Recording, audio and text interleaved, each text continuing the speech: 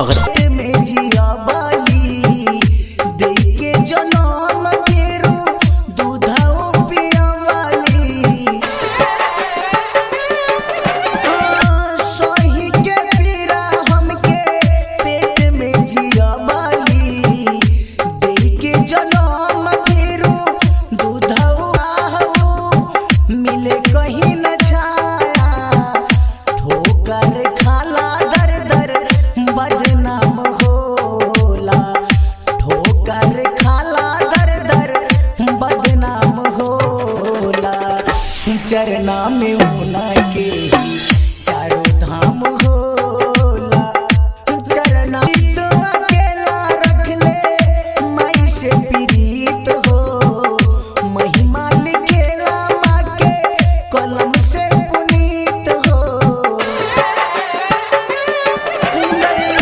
जी तो अकेला रख ले माई से प्रीत हो महिमा लिखेला माँ के